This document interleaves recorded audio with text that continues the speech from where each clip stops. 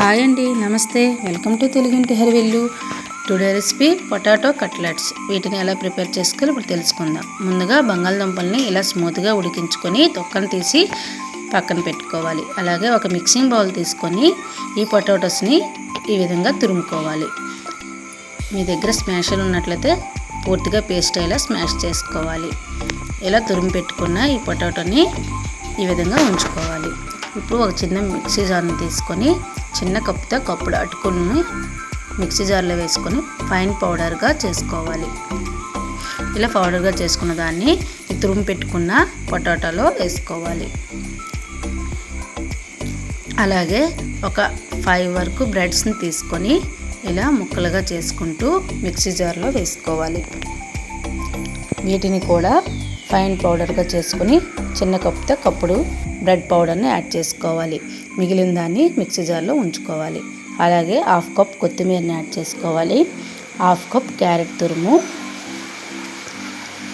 3/4 cup చిన్నగా cut చేసి పెట్టుకున్న ఆనియన్స్ ముక్కలు,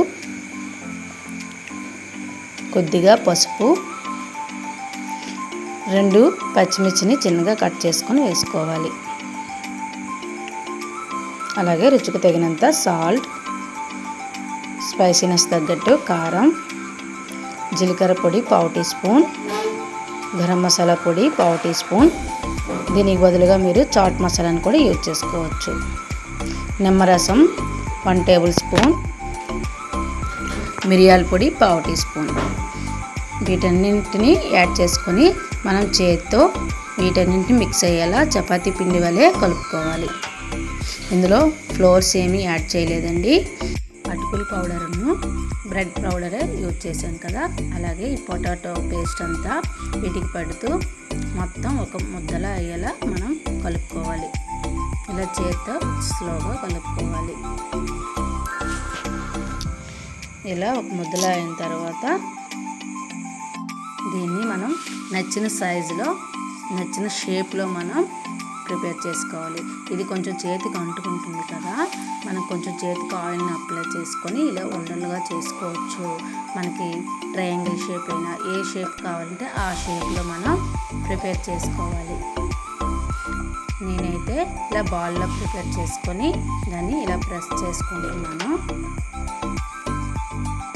చుట్టూ ఎడ్జెస్ కూడా మనం అంచుకోవాలి, లేకపోతే డీప్ ఫ్రై చేసేటప్పుడు మనకి విడిపోతాయి. ఇలా ప్రిపేర్ చేసుకోవాలి. అలాగే మనం 1 స్పూన్ మైదా పిండిలో కొంచెం వాటర్ని యాడ్ చేసుకొని ఇలా పలుచగా కలిపి పెట్టుకోవాలి. ఇది కొంచెం పలుచగానే ఉండాలి, ఎక్కువ పిండి కాకుండా కొంచెం పిండి వేసి కొంచెం వాటర్ని వేసి ఇలా ప్రిపేర్ చేసుకోవాలి. ఇప్పుడు ఈ కట్లెట్ని మనం ప్రిపేర్ చేసుకున్న కట్లెట్ని ఇందులో ముంచుకోవాలి. అలాగే బ్రెడ్ పౌడర్ మనం ముందుగా కొంచెం యాడ్ చేసుకున్నాం, మిగిలిన దాన్ని ఉంచుకున్నాం కదా, దాన్ని ఇలా ప్లేట్లోకి వేసుకొని మైదా పిండిలో ముంచుకున్న ఈ కట్లెట్ని బ్రెడ్ పౌడర్లో ముంచుకోవాలి. దీనికి చుట్టూ అంటేలా మనం ప్రిపేర్ చేసుకోవాలి. ఇలా అంటించుకొని వీటిని ఒక పక్కన ఒక ప్లేట్లో పెట్టుకోవాలి. అలాగే మిగిలిన వాటిని అన్నింటిని కూడా అలా ప్రిపేర్ చేసుకుంటూ ప్లేట్లోకి తీసుకోవాలి. ఇవి డే టైంలో ఇలా ప్రిపేర్ చేసుకుని ఉంచుకొని ఇలా మొత్తం ప్రిపేర్ చేసుకొని డీప్ ఫ్రై చేయకుండా ఫ్రిడ్జ్లో 1 అవర్ ఉంచుకొని ఈవినింగ్ టైంలో మనం డీప్ ఫ్రై చేసుకున్నట్లయితే టేస్ట్ అనేది బాగుంటుంది. మనకి వెంటనే కావాలంటే వెంటనే కూడా డీప్ ఫ్రై చేసుకోవచ్చు.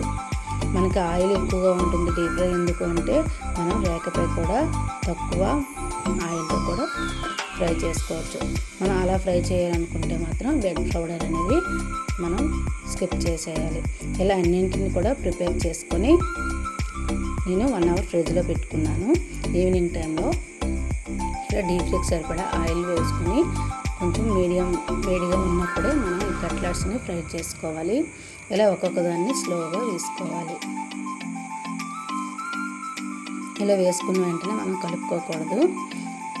ఒక 2 మినిట్స్ ఇలా వేగాలి. ఇలా వేగిన తర్వాత 2 మినిట్స్ అయిన తర్వాత ఫోర్క్తో స్లోగా మరోవైపుకు తిప్పుకోవాలి. ఇలా అన్నింటిని తిప్పుకున్న తర్వాత ఇటువైపు కూడా మరో 2 మినిట్స్ మనం వేయించుకోవాలి. వీటిని ఫుల్ ఫ్లేమ్లో వేయించుకోకుండా మీడియం ఫ్లేమ్లో వేయించుకున్నట్లయితే లోపల వరకు కూడా ఉడికి బాగుంటుంది. ఇప్పుడు మరోవైపు కూడా తిప్పుకుంటూ అలా తిప్పుకుంటూ కలర్ చేంజ్ అయ్యే వరకు ఫ్రై చేసుకోవాలి.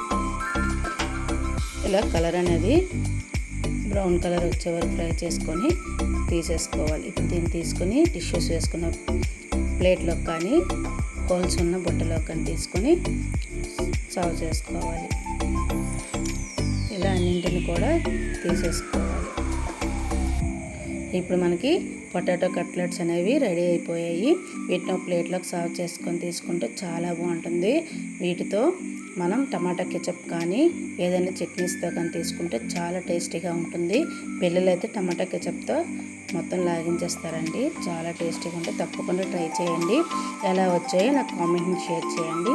అలాగే మన ఛానల్ని సబ్స్క్రైబ్ చేయండి. Thank you for watching. Like and share and subscribe my channel.